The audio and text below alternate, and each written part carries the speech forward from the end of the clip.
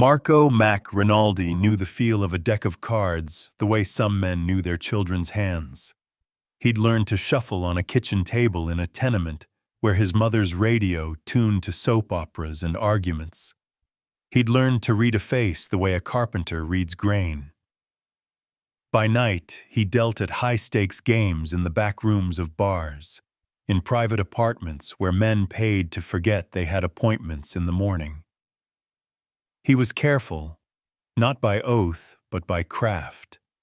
Never be loud, never take more than your cut, and never play with money you couldn't lose without sleeping on the couch. For a long time, those rules kept him breathing. Then he lost.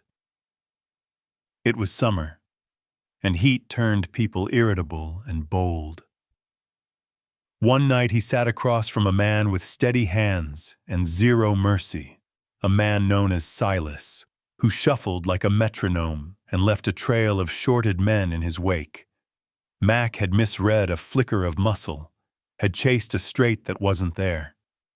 And when the final card came up, he was short $10,000. 10,000 in the room, 20,000 outside when Silas measured not only chips, but a debt register kept in thick black ink. He left the table that night with his shirt stuck to his back and a polite offer from Silas, an extension secured by a favor. "You can't pay," Silas said, voice like a well-oiled hinge. "You do something for me. Think of it as an advance." Mac thought of his mother's thin hands tucking his shirt into his drawer, of the way the apartment's radiator clanged in winter.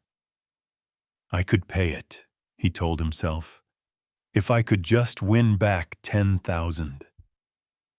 But the city had learned him a harder lesson. When you owe to the wrong ledger, winning at cards won't erase a registry written by other people. Silas's favor was not small theater. He wanted a score big enough to clear Mac's ledger and leave a margin for Silas's patience, the kind of margin that bought silence and bowed knees. The mark was a private collector named Finn Gable, a man who loved rare chips, ceramic tokens from old casinos, each with rounds of history stamped in their grooves. Finn's apartment was a fortress disguised as a bachelor pad, cameras disguised as art, a dog that tasted strangers for meat and spit them out, and a vault under the floorboards sealed with a code that changed weekly. Silas wanted a single chip, one rumored to be engraved with a serial number that tied Finn's gambling to under-the-table loans and a municipal councilman's name. Remove the chip. The ledger is exposed. Silas collects his dues and men like Mac by breath. Mac had done jobs before, small lifts from distracted wallets, the occasional diversion. But a theft from Finn meant assembling a crew and turning caution into choreography. He called the only people he trusted enough to ask. Lena, who could hotwire a delivery van with a cigarette lighter and a prayer. Jax, a muscle man who could look like a friend at a party and a threat in an alley. And Nora, a locksmith who read tumbler codes the way Mac read faces. He kept the plan tight, called the errand a run, and spoke in economy because both the fewer words and the fewer promises you make, the less room there is for blood to seep in. They spent a week mapping Finn's habits. Finn went to the gym at dawn, drank black coffee at a diner downtown at 8, and at 11 took a cab to his legal advisor's office for frivolous meetings about zoning. On Friday nights, Finn hosted a small game with men who wore grief as an accessory. Suits that had lost their crease, watches that kept the time of other people's appointments. The crew watched, learned, and rehearsed in the back of an abandoned dry cleaner's where the smell of solvent promised nothing and everything. Mac's plan hinged on one truth he'd used all his life. People are creatures of pattern. If you can predict their rituals, you can fold yourself into them and then away again. The night of the run, they moved like an orchestra tuning. Lena staked 2 cars outside Finn's building. Jax loitered at the door like a concerned neighbor.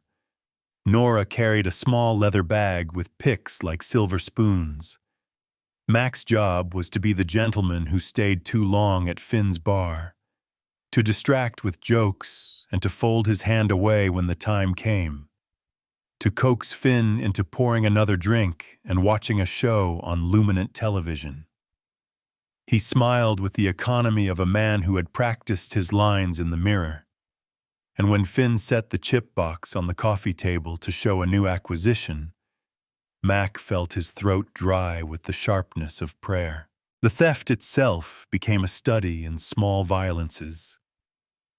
Mac eased forward as Finn rose to take another call, breeding a space where Nora's fingers could move like thought behind the couch. He watched Finn in profile, the nose, the scar, the way Finn smoothed his jacket when he felt discomfort, and timed the movement.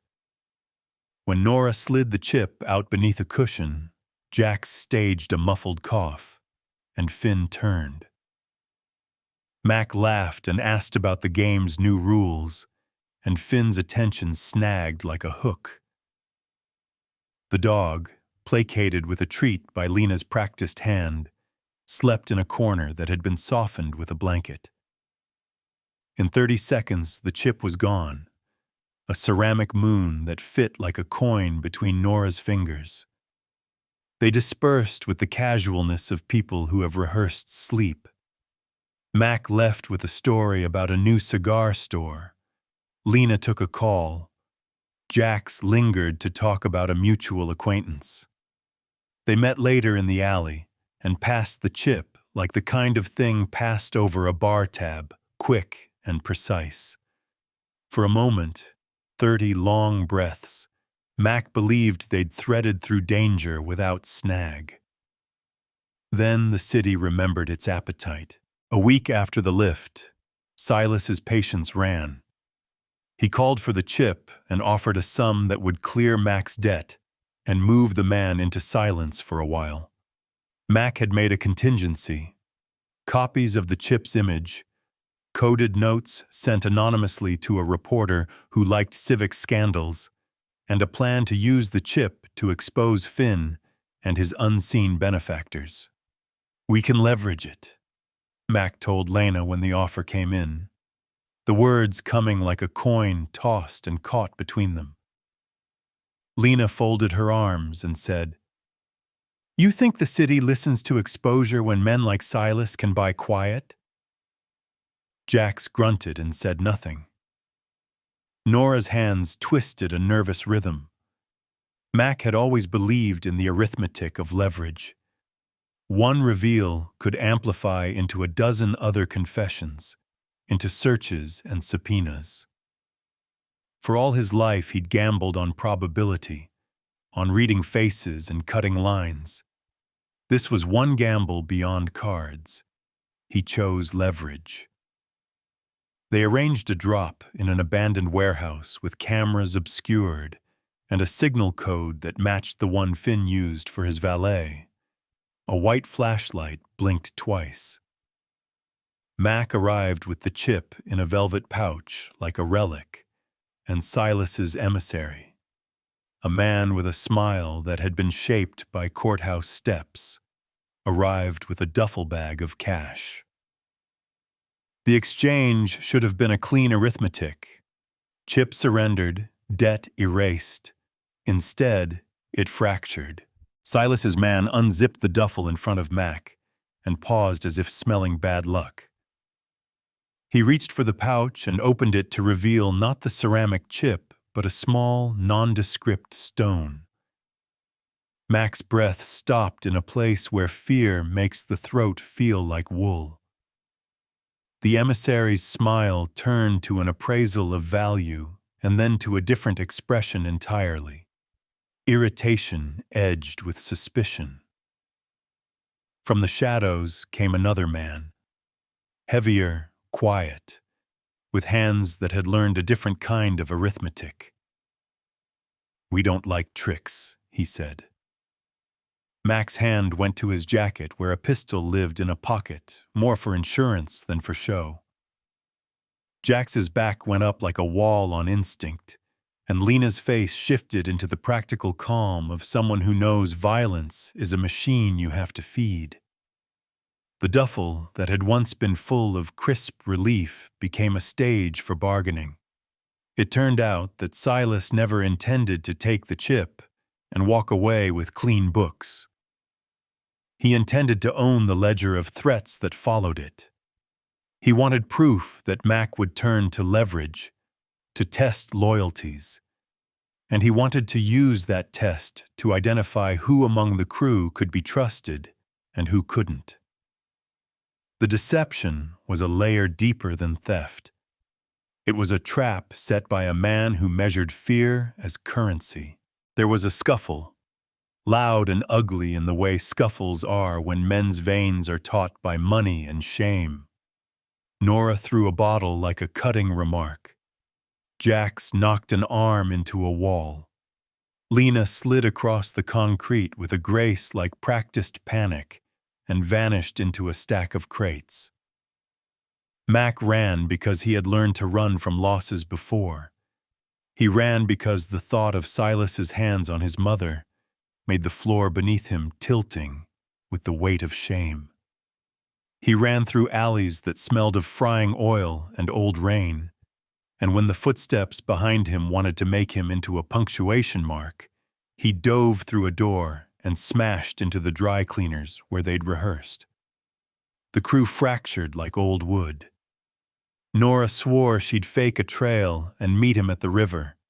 Lena texted with coordinates that made sense only if you had practiced trust and faith. Jax did not answer. Mac's lungs burned and his hands bled from a fall that left a gravel print on his palm. In a safe house that night, the silence was thick enough to hold decisions like knives. He thought in first person, with the blunt honesty of someone about to do an ugly thing. They'll come for the others if I don't make a move. If I give the chip to Finn, maybe the ledger will unravel the way I hope. Maybe it will get Lena and Nora out, or maybe I'm handing them to a new set of wolves. The arithmetic of hope was messy and often dishonest, but it was all he had. Mac chose a final hand that felt more like shaking dice under a raincoat than any orderly plan. He contacted Finn through a late-night poker game, asked for a private meeting, and under a yellow light in a diner booth where boiled coffee tastes like repentance, he laid out the truth. A stolen chip, a ledger with names, men who would kill to recover it. Finn's face moved through curiosity, then anger, then a recognition that tightened his jaw like a knot. Finn wanted the chip back, not for love of token history, but for the ledger's power. He agreed to a trade, the chip for full immunity for Mac and clear passage for Lena and Nora if Mac handed over both the chip and the ledger's grain, the provenance that would trace the payments to men with titles. It was an audacious bargain. They met one last time in the shadow of a municipal lot, where concrete met chain link. The exchange was timed to the minute. Mac held out the pouch, but in his palm he had switched the chip for a clever forgery Nora had carved in ceramic clay. A work so precise Finn's eyes flicked and then settled. For a breath, Finn believed it true.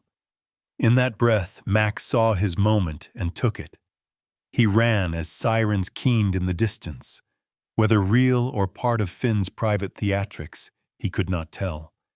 And in the running, he felt something like relief and like grief braided into one. The aftermath was not cinematic justice. Men went to the hospital with broken ribs. Indictments crawled like bureaucratic insects through public offices. Silas's operation closed down and reopened under other names, as shadowed enterprises do. Jax was nowhere to be found for months, and later was rumored to have taken a permanent job in a place with fewer lights. Lena and Nora vanished with new identifications and an envelope of money that tasted like salt. Finn filed police reports and then quietly sued for the return of the chip and the reputation he believed had been sullied. Mac paid his debt in a way that did not feel paid at all. He had lost friends and sleep and the easy motion of his life. He found his mother at a small apartment in a block that smelled less of stew and more of varnish and new beginnings, and tried to be the kind of son she deserved. He thought often, in first person, as if confessing to a small priest. I gambled, and when I couldn't pay, I stole, and when I was caught, I lied my way into breathing. Sometimes the ledger sat in his mind like a stain that refused to wash out. But there were small mercies. Lena's last message, a photograph of a coastline and the words, "We are alive," and Nora's voice on a payphone saying simply, "We did the only things we could." Mac went back to dealing cards in a different room, with new faces who did not know his past and who liked his hands because they were steady and quick. The scar down his palm ached on cold nights. When he stacked the deck, he thought of probabilities and of debts, and he tried, in the small pattern of his life, to make sure he never again let a shortfall stretch to a ledger that other men could write in blood.